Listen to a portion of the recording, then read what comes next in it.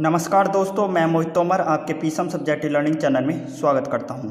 दोस्तों, आज की इस वीडियो में हम बात करने वाले हैं क्लास 11th एनसीईआरटी के सब्जेक्ट हिंदी के टॉपिक भारतेंदु हरिश्चंद्र के जीवन परिचय के बारे में। तो दोस्तों, वीडियो शुरू करने से पहले आप सभी से रिक्वेस्ट है, यदि आपने अभी तक हमारे चैनल को सब्सक्राइब नहीं किया तो सब्सक्राइब कर दीजिए तथा उसके आगे के बेल आइकन भी प्रेस कर दीजिए ताकि जब भी मैं नई वीडियो अपलोड करूं उसकी नोटिफिकेशन आपको सबसे पहले मिल सके। तो दोस्तों, जब भी आप 11th क्लास का हिंदी का एग्ज़ाम देंगे तब आपके सामने एक ऐसा प्रश्न आएगा, निम्नलिखित में से किसी एक लेखक का साहित्यिक परिचय देकर उनकी कृतियों की विवेचना कीजिए। और दोस्तों, तुम्हें इस प्रश्न में 3 लेखकों के जीवन परिचय दिए जाएंगे और वो लेखक कोई से भी हो सकते हैं। और दोस्तों, उन तीनों लेखकों में से तुम्हें एक लेखक का साहित्यिक परिचय और उनकी कृतियों के बारे में लिखना होगा। और दोस्तों, ये प्रश्न आपका 4 नंबर का होगा। ये प्रश्न कितने नंबर का होगा दोस्तों? आपके 4 नंबर का होगा। तो दोस्तों, इसी प्रश्न के आधार पर मैं आपके लिए लाया हूँ भारतेंदु हरिश्चंद्र का जीवन परिचय कि आप एग्जाम में भारतेंदु हरिश्चंद्र का साहित्यिक परिचय और उनकी कीर्तियाँ कैसे लिखेंगे एग्जाम में। तो दोस्तों, आपको हेडिंग डालनी होगी भारतेंदु हरिश्चंद्र। दोस्तों, मैंने हेडिंग डाल रखी है भारतेंदु हरिश्चंद्र। और दोस्तों, आपको इसके नीचे हेडिंग डालनी है जीवन परिचय। क्या हेडिंग डालनी है दोस्तों? जीवन परिचय। दोस्तों, मैंने हेडिंग डाल रखी है जीवन परिचय। दोस्तों, आप कह रहे होंगे कि हमें तो लेखक का साहित्यिक परिचय और उसकी कीर्तियों के बारे में लिखना है और आप बता रहे हैं जीवन परिचय के बारे में।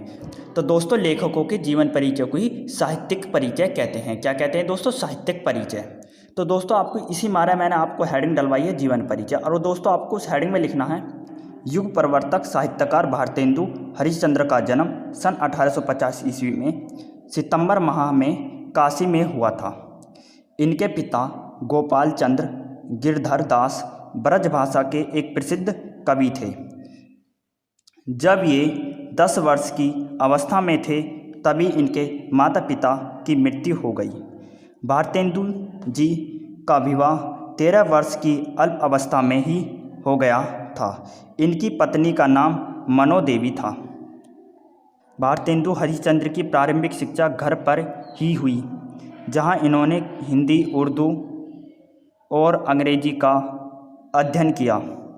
भारतेंदु जी बड़े ही उदार एवं दानी पुरुष थे। अपनी उदारता के कारण शीघ्र ही इनकी आर्थिक दशा शोचनीय हो गई और ये ऋणग्रस्त हो गए।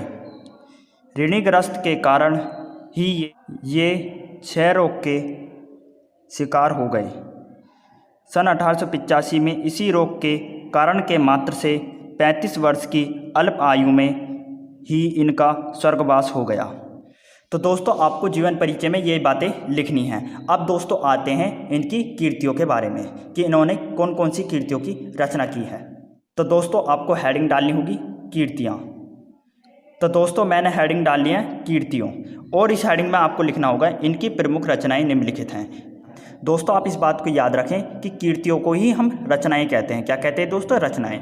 तो दोस्तों, कीर्तियों में इन्होंने बहुत सारी चीज़ें लिखी थी, जैसे नाटक, निबंध। तो दोस्तों, आपको कीर्तियों में पहली हेडिंग डालनी है नाटक। क्या डालनी है दोस्तों? नाटक। और नाटक में आपको लिखना होगा अंधेर नगरी, नील देवी, सत्य हरिश्चंद्र। दोस्तों, बहुत से और नाटक है जिनके बारे में भारतेंदु हरिश्चंद्र जी ने लिखा है, परंतु आपको 3 या 2 नाटकों के बारे में ही लिखना है। दूसरी हेडिंग डालनी है आपको दोस्तों निबंध संग्रह। तो दोस्तों, निबंध में भी इन्होंने बहुत सारी रचनाएं की हैं, जैसे सुलोचना, दिल्ली दरबार दर्पण, लीलावती। तो दोस्तों, बहुत सारी रचनाएं की थी, परंतु ये मैंने 3 आपको महत्वपूर्ण लिखवा दी हैं। तीसरी हेडिंग डालनी है आपको दोस्तों इतिहास। तो दोस्तों, इन्होंने इतिहास की भी रचनाएं की हैं, जैसे महाराष्ट्र देश का इतिहास, अग्रवालों की उत्पत्ति।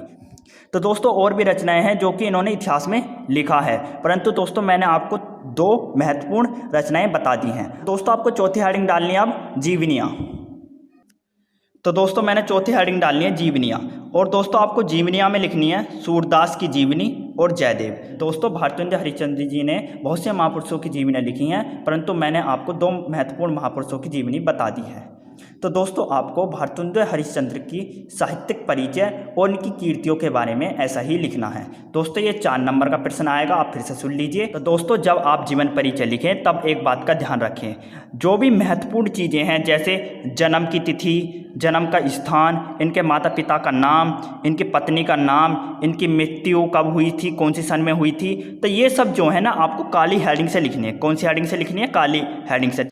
क्योंकि दोस्तों जब भी एग्जामिनर आपकी काफ़ी चेक करेगा और काफ़ी में जब आपके लेखक का जीवन परिचय चेक करेगा तब उसे काफ़ी चेक करने में ज़्यादा दिक्कत नहीं आएगी, क्योंकि उसे पता चल जाएगी कि लेखक की जन्म तिथि यहाँ डाल रखी है, जन्म स्थान यहाँ डाल रखा, पिता का नाम यहाँ डाल रखा, माता का नाम यहाँ डाल रखा है, और वो आपको पूरे में से पूरे मार्क्स देगा। इससे आपका ये फ़ायदा होगा और आपकी लिखावट भी अच्छी लगेगी और आपके प्रति आकर्षण भी बढ़ेगा।